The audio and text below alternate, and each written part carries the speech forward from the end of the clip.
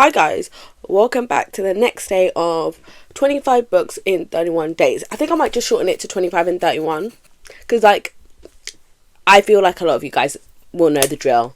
You'll know the drill by now, so I won't keep repeating myself. How do you like this setup? Today's a bit different. I've got my mini TV. This is a TV that I've had for ages, but I was like, do you know what, actually, before we get rid of it, I'm all about reusing old technology while trying not to be wasteful, really.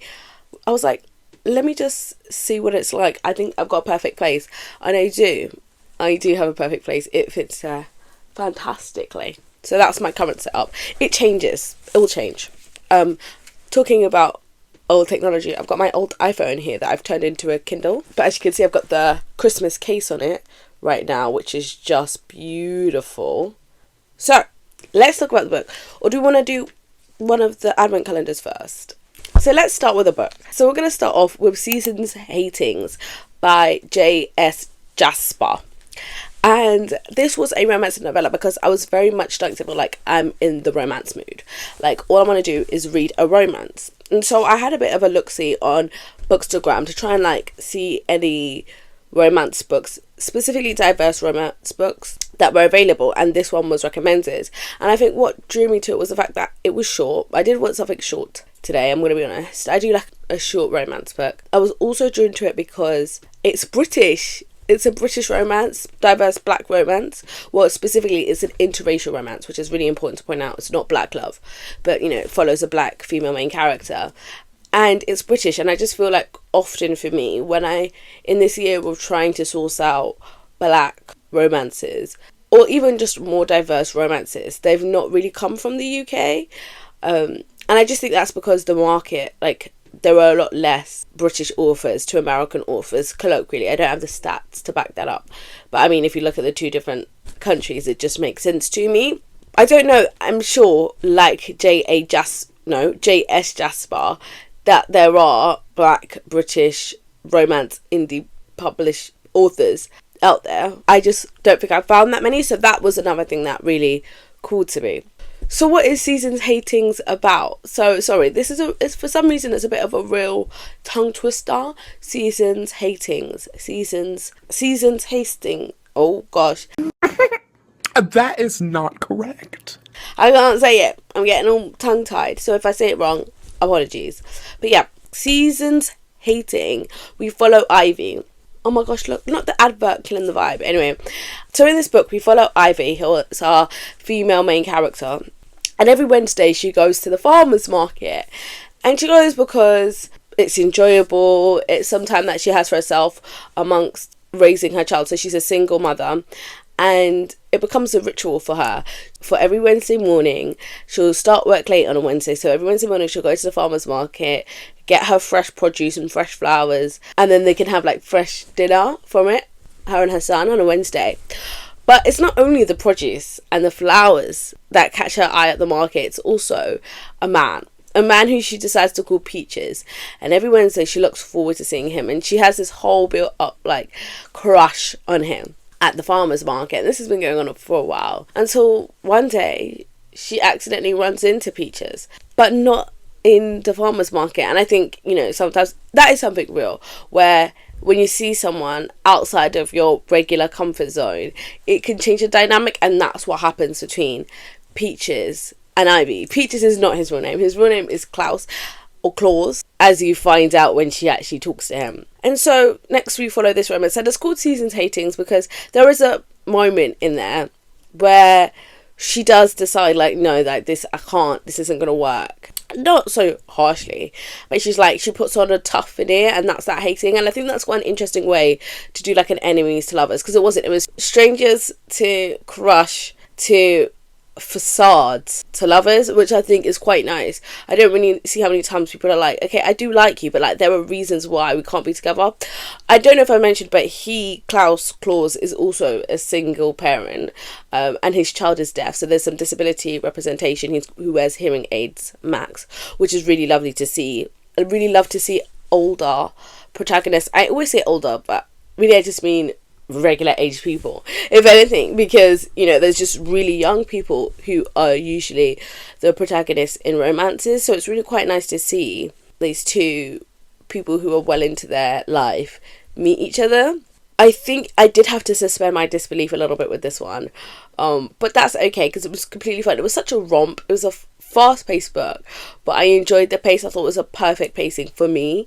To be honest, there's not much else that I really want. I feel like this is a Hallmarky-esque vibe, but it's quite spicy as well. Not too spicy, really, but there is some spice in it, right? So be forewarned.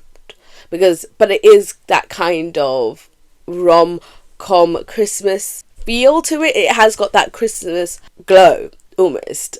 I don't know how to describe it apart from that way. Just that positive energy that surrounds everything to do with Christmas this has. I loved the 2 kids as well. I love the addition of the kids because, I don't know, it just added something really real, and there were some real stakes, and they were just cute. I'm not gonna lie, they were just cute kids. So I would highly recommend this romance. I don't know if I've described it the best, but I'm also kind of shocked at like how little reviews and ratings it has on Goodreads. Like, I had it up here a second ago, and it's only got 28 ratings and 11 reviews, which is nothing. It's literally nothing, and there's no reason for it. Like, this is a really good, solid Christmas romance novella, or novel, or short novel, whatever you want to call it. So I am a little bit bummed out for the author, like, on behalf of the author, but I'm telling you guys about it. So now you guys gotta help me spread the word. So let's open a Christmas calendar now. This is a Christmas calendar. Okay, it is. Ooh, those are really pretty studs. Those are such pretty studs. I love that. That is so adorable. I wonder if there was like a whole thing like you can buy this in silver or gold, and I'm glad that clearly I must have bought it in gold because everything is gold. But these are like such cute, very demure, very mindful stud earrings. As I said, I'm not really a stud person. I do wear hoops. I find that, I mean, like, even these hoops are getting swamped up in my hair at the moment. But yeah, I just find that studs don't really get seen with my hairstyles and stuff like that. But they're very adorable studs. I very much do like them, and I'm happy to have them in my collection. Next up, the candles. I've got to report about the candles. I've been cussing these candles for days. If you've watched every single day, you know that I've been so disappointed because there's only 3 candle flavours, and I was like, they're very cheap candles. Now, are they very cheap candles? Absolutely. But they actually burnt really nicely. When I burnt 2 of them together, I actually really enjoyed it. It was a really enjoyable experience. Anyway, let's look at day 5, just to say that, like, my tone is going to change towards these candles. I am happy. Now, here's day 5. Right up at the top here. Is this the same as yesterday? This might be the same as... It's the same as yesterday. Can't really understand that, if I'm honest. Having 2 in the same day, but I did, as I said, I did enjoy burning it, so who am I to judge? So usually this would be the end of the video, but absolutely not, because do you think I'm a slacker? Do you think I just read 1 book? No. You know, it's time for the second book of the day. It's time for the second book of the day. That's your girl. She's a champ. Yeah, I did. I also read Only Santa's in the Building, which I believe is a Latin author, which is why I read it. So there's this new Amazon collection. Like, you know, I don't know if you know, actually, I shouldn't make assumptions, but Amazon do like these Kindle collections every now and then based around a theme. And this is a Christmas romance theme, and they've got like 6 or 5 different authors to create like short little novellas. So this one is by Alexis Daria. And you'll probably know some of the other bits because usually they're by quite popular authors. So, you know, she published a lot like Adios, Yo Mi Hola, Take the Lead. But I've never actually read anything from them before, to be honest with you. But I actually thought that her writing was really good. Well, her writing was really good, but I did have some qualms with this book. I don't know why. I just didn't really love it. So basically, we follow the main character, whose name is Evie Cruz.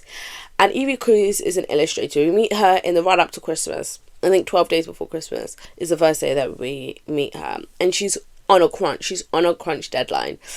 And she's moved into this apartment quite recently because of some issues with her family. She used to live with her grandmother, and her grandmother has passed away. And her grandmother's brownstone, actually I'm not sure if it's a brownstone, but I believe it's a brownstone, was sold. So she's had to find somewhere new to live. So she's got this new apartment, but she hasn't even had time to like really meet her neighbours too tough. She hasn't really got time to decorate her apartment because she's been illustrating every day. But she does know her next door neighbour, and she also has seen her upstairs neighbour, and she likes what she sees. She has a real crush on him, right? But like, it's like every time I see him, I'm just like, I'm not looking great. I'm just like casually just like living my life. Like, do you know what I mean? As you do in your apartment. And she's like, I've been on a deadline. I've not been my hot girl self. Like, it's just a lot is going on. But don't worry, all will come together when there is a Santa themed party in one of her neighbours' apartments. And obviously it's all going to come together for her. I won't tell you what, there's another main plot line that I think is actually more fun than the fact that the neighbour's having a party, a Santa themed party. Oh, here's what I was disappointed about. I was disappointed because it's called Only Santa's in the Building. And like, whilst yes, this all revolves around an apartment and the different people in the apartment and they interact, I wanted, like, if you're going to call it Only Santa's in the Building, like, she's taken such a great name but not done enough with it. And that's just my opinion. Now, is that opinion formed because I'm a mystery reader? Absolutely. Now, as a mystery reader, I would have loved to see a romantic suspense, a mystery romance combined with the name Only Santa's in the Building. Are you kidding me? A mystery romance at Christmas? Only Santa's in the Building? Would have eaten it up. Okay, would have eaten it up, but it's not. In fact, there's literally no crime. There's not even a mention of true crime or anything. It's just like, she's just an illustrator and he's just a dude. And it's like, you know, it is what it is. I mean, it's fine. Now, this is one of those novellas that's like, it's fine. Like, it's a good time. Like, I can see that the author is a good writer because what she wrote was good. But, like, would have enjoyed it more if it went a bit, I don't know, there was just a je ne sais quoi that was missing. You know what I mean? I literally don't know. I'm just making that sound nicer by saying je ne sais quoi, but like, je ne sais quoi. It was missing something. Something was missing. Unfortunately, for me, like, it was absolutely fine. In fact, it was quite good. Like, there were parts that I thought was enjoyable. Like, I enjoyed myself as I was reading it, but I did go to the end and go, oh, this is a solid 2.5 stars for me. Like, you know what I mean? Like, solid average, literally 50%, like, fine. But, like, I'm a bit disappointed because I'm like, it could have at least been a 3. And then in a mystery would have been at least been a 3.5. And I actually trust this author to add in a mystery. I just don't think, like, maybe she just doesn't have the skills of mystery writing yet. But, like, because it's a romance, I wouldn't have been too critical for whatever mystery things you would have sprinkled in. I think also, here's another thing, sorry, I've realised, I love a theme. Like, in my life, if I have a theme, like, let's go. So, if you could have the theme of Only Murders in the Building, I beg you to go for, if you're gonna go for it. And I think that's the thing about me, like, I do read, like, very smutty romances, but part of the reason why I do is because of the commitment to the theme. Like, there's you know how committed you have to be to do some of these wacky romances. They are so committed. They're like, bet I'm gonna do what I have to do. And if they make a crazy theme, they'll go balls to the wall. Whereas this romance book, she didn't go nearly far enough. Like, if you're going to have that name, do something with it. Why are you so passive? Like, where's the mystery? Like, where's the nods? Now, I say all of this as someone who has not read Only Murders in the Building. So there might have been more nods to Only Murders in the Building. And I miss them. Granted. We'll give it that. But there was no mystery. And that makes me sad. Anyway, a third advent calendar. You're like, where did this advent calendar come from? I thought we said we were anti-consumerism. I hear you. I absolutely do. But let me tell you what happened. So, context. Today's actually the 13th of December. Yeah, but I'm talking about day 5 on day 13. Yeah. So, on the 12th is when I went into the supermarket and this was on sale for £1. And I thought, do you know what? Why not? It's plant-based. It's vegan, not got any palm oil. It's rainforest enhanced cocoa. If I'm going to get an advent calendar, like, this is the kind of advent calendar. I'm not vegan, but anyway, it was better. Also, it's not individually wrapped, spoiler alert, because I have gone back and eaten, because it said it was the 11th. No, it wasn't. It was the 12th when I bought this. So, I deserved it. Right, okay, let's have a look. Day 5. Also, are you loving how committed I am? That means that all of these advent calendars, I could have opened them all up, but I haven't. I'm keeping on task. Oh look, Dashard inside the tags. How fun is that? I hope you can see. So here's the piece of chocolate. It just says no more on it. It's not very interesting. But I'm going to eat it.